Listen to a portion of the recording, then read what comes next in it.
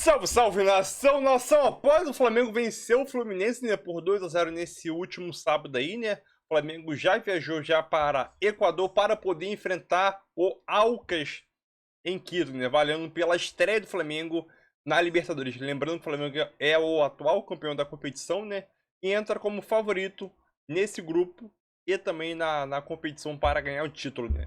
Então, o Flamengo joga nessa quarta-feira, às 7 da noite, né? E aquilo.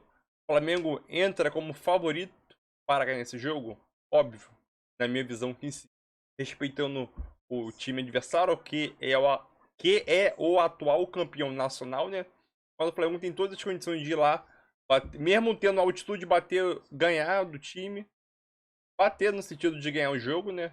Os 3 pontos e trazer para o Rio de Janeiro, né? Outro ponto, o Flamengo vai ter o desfalque do Thiago Maia, né? De acordo com o Globo Esporte, Vidal deve ser o titular nesse jogo aí, né? E o Thiago Maia nem viajou.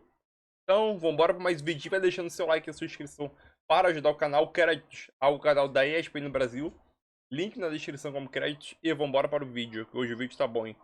Quarta-feira tem o Flamengo no Equador, enfrentando o Alcas, com exclusividade nos canais ESPN e Star Plus, a partir das 7 da noite.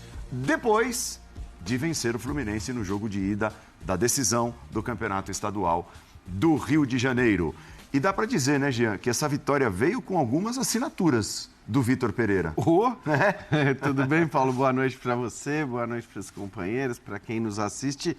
Põe assinatura nisso, né? Assim, ninguém pode dizer que o Vitor Pereira não chamou a responsabilidade para si na hora que ele anuncia a escalação. A escalação que já não tinha o Arrascaeta por motivos físicos, mas que ficou também sem o Everton Ribeiro, e muita gente imaginava que o Everton Ribeiro fosse ganhar a vaga que era do Arrascaeta, e sem o Gabigol principalmente. Então ele chamou muito a responsabilidade pela escolha do time que colocou em campo, e acho que foi muito importante para ele essa vitória, quer dizer, o resultado do jogo e a maneira como o jogo até transcorreu, principalmente no segundo tempo, porque nós estamos falando de um jogo que dá algum lastro para ele, que dá algum crédito também para o momento que ele quiser escalar esse time, eventualmente sem 2 estrelas, mesmo quando tiver todas elas à disposição. Acho que os técnicos dependem muito disso do Brasil, né? De lastro, de crédito, e no fim das contas o resultado com essa formação acaba lhe permitindo, talvez no futuro, fazer isso mais vezes. Não que eu ache, evidentemente, que esse time vai ficar sempre sem o Gabigol, sempre sem o Arrascaeta, e nem teria por que ser assim. Já que o Jean falou que o resultado foi super importante também por essas assinaturas do VP, eu acho que dá para chamar de uma atitude corajosa, né? Porque ele não conta com o Bruno Henrique há muito tempo. Só para falar daquele quarteto, né? O super quarteto, o inicial, né? Bruno Henrique e Arrascaeta, os 2 machucados.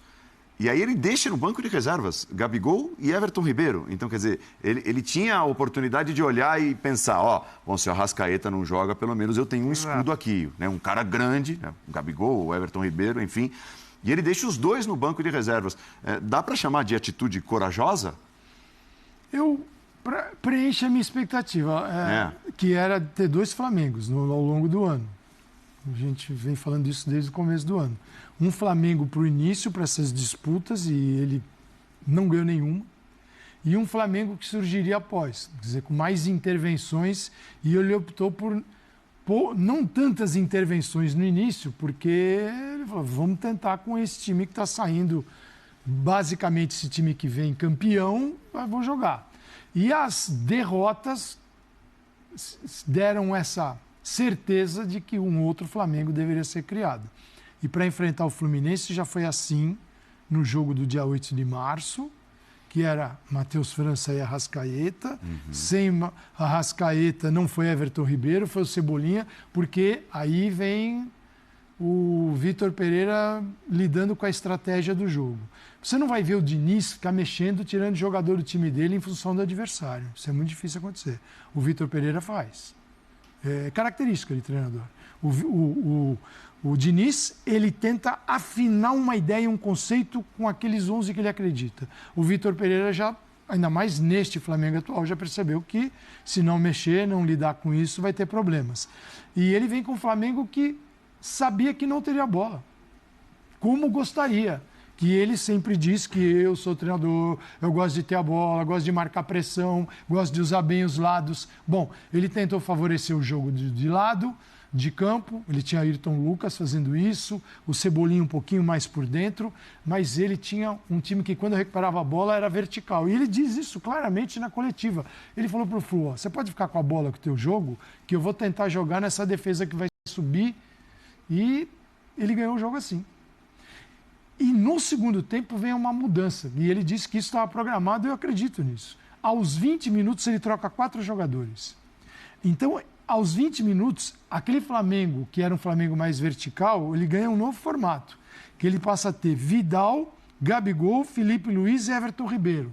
Saem Thiago Maia, o Cebolinha, Léo Pereira e o Matheus França. Então você vê o Felipe Luiz carregando mais a bola pelo lado esquerdo, tem o Everton Ribeiro, o Gabigol. Quer dizer, é um time que faz o segundo gol aos 27, Paulo.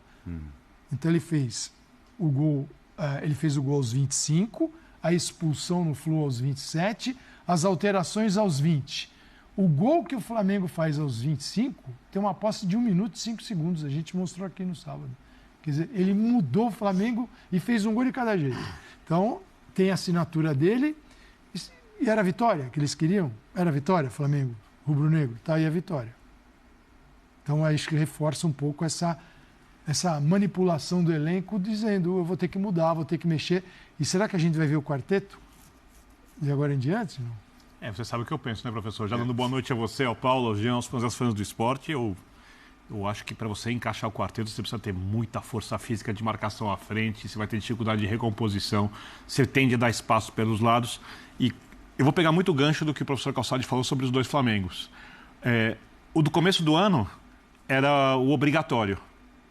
Porque ele não podia, o Vitor Pereira, começar a temporada, por exemplo, com o time que começou jogando ontem. Enfiando o pé na porta. Não pode. Não podia. Não, e não é que não devia, não podia.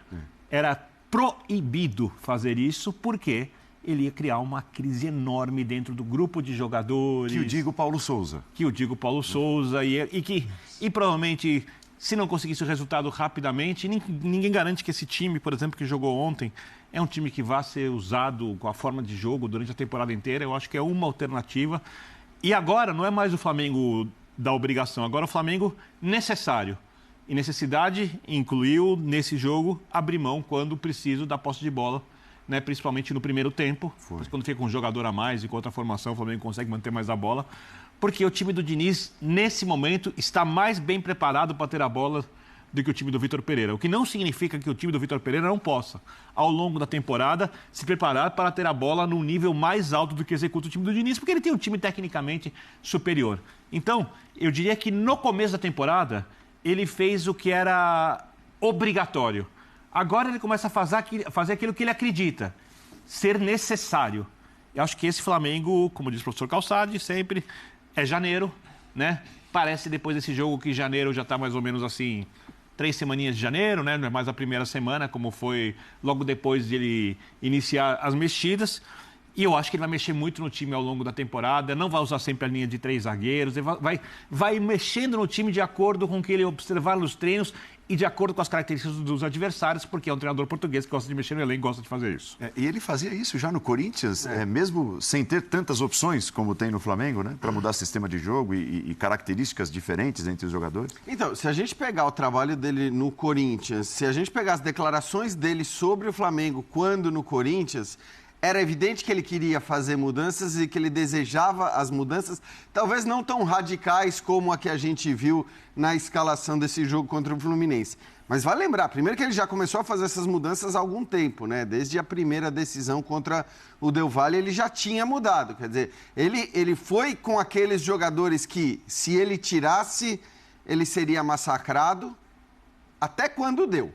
Até quando ele falou, bom, agora é o seguinte, já tá todo mundo em cima de mim, já tem mais da metade da torcida que quer a minha demissão, que quer a minha saída, agora eu perdido por 2, perdido por 3, 4, a derrota eu já tenho. É isso, a minha impressão é essa, que chegou um momento que ele falou, bom, agora eu vou com as minhas convicções, porque realmente manter os caras, porque, se eu tirá-los o pessoal vai ficar bravo, já não está mais dando em nada, né? E ele, claro, ele apanhou muito, inclusive, quando ele tirava o Arrascaeta durante os jogos, mesmo o Arrascaeta tendo problemas físicos, quando ele tirava o Gabigol durante os jogos. E aí chegou o momento que ele falou, não, agora eu vou fazer de acordo com as minhas convicções. Não quer dizer também, né? Isso não é uma defesa incondicional do Vitor Pereira, não quer dizer também que o problema esteja todo resolvido, que a atuação tenha sido maravilhosa, não é isso. Mas, para mim, existe uma constatação. No começo de temporada, a gente estava falando de um time campeão de Libertadores e campeão de Copa do Brasil, e ele disse, eu não vou fazer mais do que pintar uma parede, né? Foi uma frase meio que assim... Em todas as paredes, quer dizer, eu vou mexer um pouco, não vou... eu não vou mexer em tudo. Mas ele viu o Flu, ele identificou o problema, ele sabia que era preciso mudar a forma de jogar para encarar o Flu, ele conseguiu incomodar o Fluminense nas características que o Fluminense tem e gosta de colocar dentro de campo. Então, assim, estrategicamente, o jogo foi muito bem pensado e foi bem executado. Como no dia 8 de março, o primeiro tempo foi bom. Depois o Diniz mexeu, fez a mesma troca, colocou o Pirani para jogar e as coisas não funcionaram. E dessa vez o segundo tempo foi melhor que o primeiro. Exato. Então, até antes da expulsão. Só no começo o Fluminense pressionou um pouco, depois o Flamengo voltou a ter controle, depois das alterações. E as 4 trocas mudaram completamente o jogo. Assim, mudaram a característica do Flamengo. Então, mas naquele jogo, acho que ele tira o Keno para pôr o Lima, não é isso? Num primeiro momento. Ele mexe... Eu acho que ele tira um da frente e coloca um no meio, né? Isso. E nesse daí, André, eu acho que a alteração discutível é a saída do zagueiro, o André, né? Ele puxa, supostamente puxa zagueiro, um pouquinho não o André para a saída e vai encontrando outras posições no time. Mas foi um jogo bom de ver. Foi um jogo com nível de futebol brasileiro para início de ano que não é comum. E vamos ver, o Flu não está perdido, está difícil, não acabou. E o segundo tende a ser mais emocionante que mata-mata. E assim, o time perdeu jogadores importantes, está difícil de... Então, assim, o Flamengo tem... Vou dizer, eu não gosto de falar obrigação no mundo do futebol, é um negócio assim, mas o Flamengo tem uma oportunidade de voltar com 3 pontos que não pode ser desperdiçada. Até para corroborar com o que disse o Vitor Birner agora há pouco. Será que o quarteto voltará a existir, voltará a jogar junto, voltará a ser titular, fortalecido, enfim, no time do Flamengo? O primeiro passo para que isso não aconteça mais foi uma declaração até de certa forma surpreendente do Gabigol logo depois do Fla-Flu no sábado. É sempre um sofrimento ficar fora. Durante a outra semana eu fiz alguns trabalhos específicos na academia, porque eu tive uma lesão contra o Al-Ahly no Mundial e consegui ir ali, entre aspas, enxugando o gelo até chegar contra o Vasco. Então tivemos um período de dias que poderiam ser bons para mim. Consegui trabalhar bem na academia durante alguns dias, depois ir para o campo.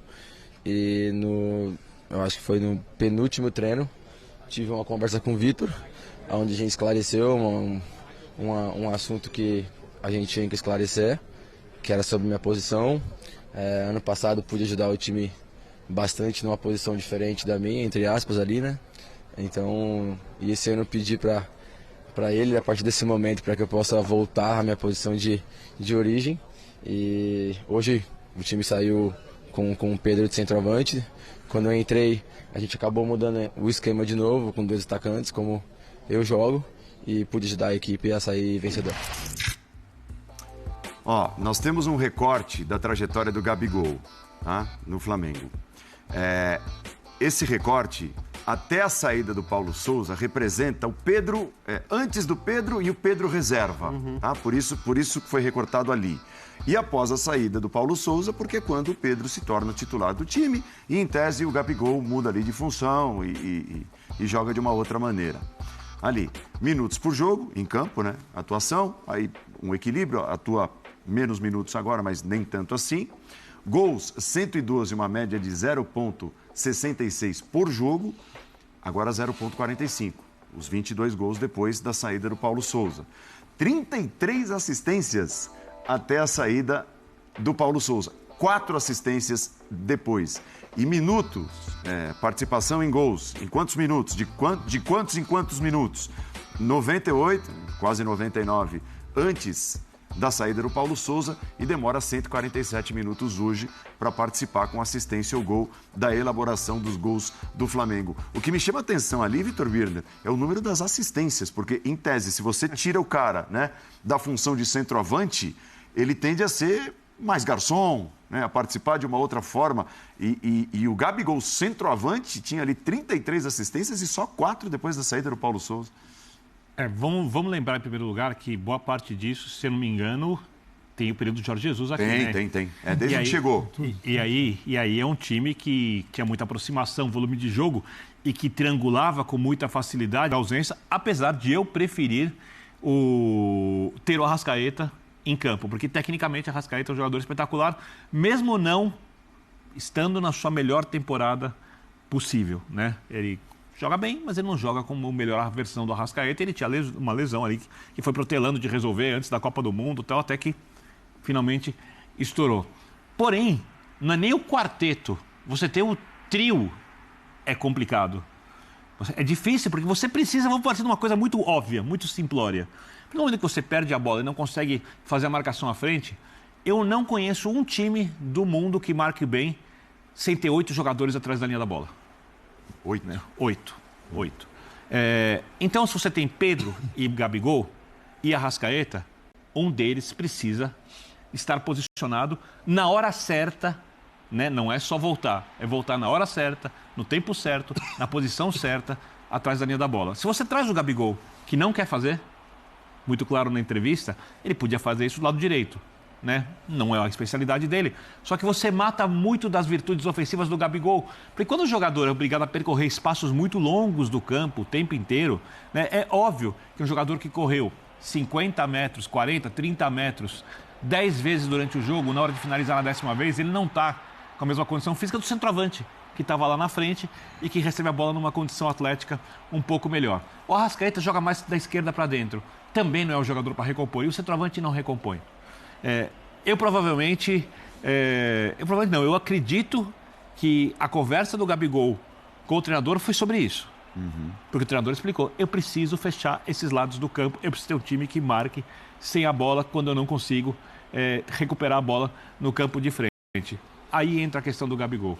Então, nesse momento, sem o Arrascaeta, o Vitor Pereira precisa achar um jeito convincente que dê resultados de bom jogo ao Flamengo para, na volta do seu jogador mais técnico, quando a gente fala do meio campo para frente, talvez o jogador mais técnico do Flamengo, não sei se alguém acha outro jogador, eu acho o Arrascaeta o jogador mais habilidoso, o jogador com mais qualidade individual do Flamengo, para não só achar um jogador para um lugar para esse cara jogar, como também para ter argumentos para conversar com a Arrascaeta e falar, olha, você vai ter que fazer isso e isso porque o time está funcionando, né? E eu acho que tem uma disputa aí também que é bem interessante para o Flamengo. Porque não precisam jogar Pedro e Gabigol sempre juntos.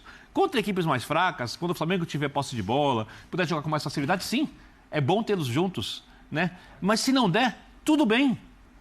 Tudo bem. O Pedro ficou no banco um tempão antes e o Pedro está jogando demais. E o Gabigol sabe que ele está sendo prejudicado no seu desempenho. Número de gols, principalmente, porque ele tem ali um outro cara de alto nível fazendo uma função que é perfeita para ele, Pedro, enquanto o Gabigol tem que se adaptar a diversas situações, né? Então eu acho que o treinador, ele é acima de tudo um administrador de pessoas, porque ele tiver que conhecer muito de tática, conhecer muito de dinâmica de jogo, de treinamento, mas em algum momento os jogadores não comprarem as ideias dele, seja porque acharem as ideias ruins, ou porque simplesmente o treinador não soube administrar a situação, tudo desmorona. Então, eu acho que essa conversa do Gabigol com o treinador tem a ver com isso. E a gente vai ver, às vezes, não estou falando nem do quarteto. Às vezes a gente não vai ver nem o trio em campo durante a temporada. Eu vejo que... Então, é isso aí, nação. Mais um vídeo aí, né? Esse finalzinho que o Vitor Birne, ele chegou a comentar, né? Mas antes disso, já vai deixando seu like. Deixa o seu like para ajudar o canal, né? O like é bastante importante. Não custa nada. O like já ajuda bastante. Esse ponto aí que o Vitor Bini tocou no finalzinho, né, sobre possivelmente o quarteto nunca mais retornar ao Flamengo, né? Ele não falou com essas palavras, mas possivelmente do jeito como o Vitor Pereira ele gosta de intensidade na marcação e composição, né? O quarteto não era utilizado assim com o Dorival, né? Era mais bola no pé, armação de jogo, qualidade técnica, já que o Vitor Pereira é outra coisa. Então acho que o quarteto, concordo com o Vitor Bini, que o quarteto ele já foi desmontado. A gente pode estar vendo uma revolução ainda no começo, né? Caso o Vitor Pereira continue durante a temporada, a gente não sabe, né? A gente pode estar presenciando uma revolução no Flamengo, uma revolução de como o Flamengo joga, né? O Flamengo jogava como? Até ano passado, com bola nos pés, propôs jogo, seja em qualquer campo, contra qualquer adversário. O Flamengo sempre propõe jogo, retém a posse de bola para poder jogar, né? Já com o Vitor Pereira pode ser diferente. O Vitor Pereira ele vai armar o time de acordo com o seu adversário, né? E fechando o time, não vai ter aquele time ideal, né? Os 11 ideais titulares, né? Como em alguns anos anteriores. Então a gente pode estar vendo sim uma revolução no Flamengo começando agora, né? Depois desse turbilhões de emoções que o Flamengo viveu início de ano agora, né? Nesse primeiro trimestre a gente pode estar vendo isso, né? Mas isso vai depender muito se o Vitor Pereira continuar durante a temporada, né? É aquilo, o que o Vitor Bini eu concordo, né? Geralmente o único jogador do quarteto que voltava para marcar, né, era o Everton Ribeiro. O Arrascaeta, Pedro, Gabigol, só fazia aquela marcação ali por zona e acabou. Entendeu? Então, como o Vitor Pereira ele gosta de intensidade na marcação, dificilmente o quarteto ou até um trio pode ser visto junto novamente, né? Talvez em um jogo ou outro ali, né? No segundo tempo, a mais começar de 11 iniciais, eu acho meio difícil. Mas é aquilo, né? Tudo é um ciclo. Esse ciclo vitorioso do Flamengo aí pode... Ciclo vitorioso com um quarteto dentro de campo pode estar acabando e surgir um novo ciclo vitorioso com outros jogadores, né?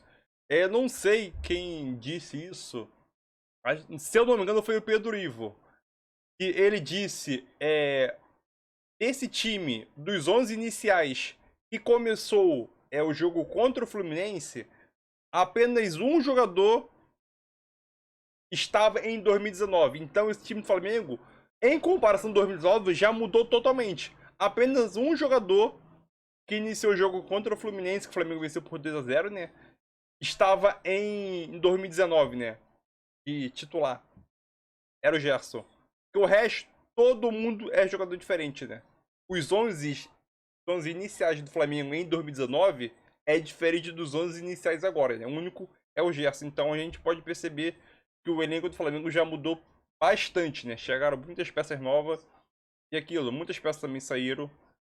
E essa reformulação, vamos dizer assim, de uma maneira boa, já começou e a gente pode estar presenciando, né? A gente só vai saber mesmo se é uma reformulação ou não pro final do ano, né? Talvez pro final do ano, mas até o momento a gente pode estar presenciando ou não também, né? Mas aquilo, acho que a situação no quarteto, acho que já deu, tinha que dar já, o Vitor tá tentando armar outra estratégia de jogo. Mas é aquilo, né? Nada é para sempre, tudo é um ciclo, né? E acho que esse ciclo do quarteto encerrou, né? Meu Everton Ribeiro já é banco já atualmente. Acho que esse ciclo do quarteto já se encerrou, na minha visão, né? E tá agora surgindo um novo ciclo aí, né? Talvez uma dupla, um trio, com jogadores diferentes, né? Mas é isso aí. Tamo junto aí. Valeu! E é isso aí.